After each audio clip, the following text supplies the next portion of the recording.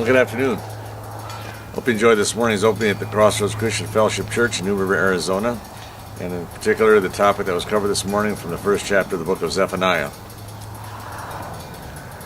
It deals with a topic that frankly isn't really discussed very much in churches these days, and that is the coming of the Lord specifically, but also the signs, the prophetic signs that were written by the Old Testament prophets that are covered in the Old Testament extensively.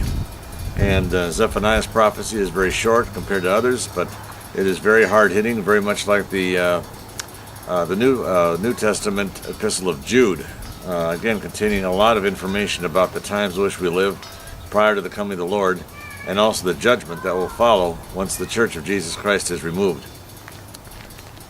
Friends, brothers and sisters, again, little time remains before the Lord comes back to take his church home.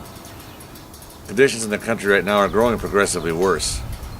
We also notice too that, we tried to mention in this morning's opening, that there's a lot of animal life that is in large numbers that are being found dead or killed or destroyed by disease or some unknown force that's out there.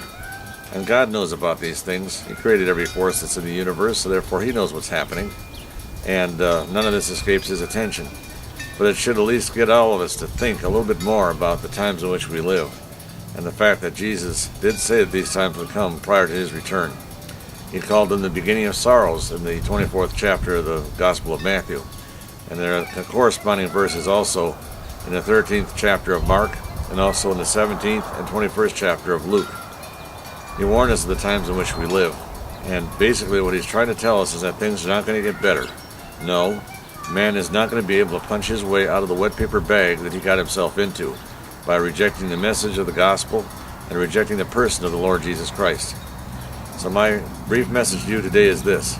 The matter of salvation is simple, but it needs to be settled while you're still alive in this life. After you pass away from this life, well, frankly, the time is over. We can't pray you out of the place you've gone to, whether it be heaven or hell. And my prayer is that by knowing Jesus, that you will go to be absent from this body and present with the Lord in heaven, where he has prepared a place for you. He said in John chapter 14, he's prepared mansions for us up there. Wonderful places to live. Nothing like we see here. We have a lot of beauty here in the Arizona desert, but there really isn't very much that can compare here with what he has prepared for us that love him. So again, my prayer is to be ready, to be watchful, to be looking for his return, because Jesus is coming very soon. Good day.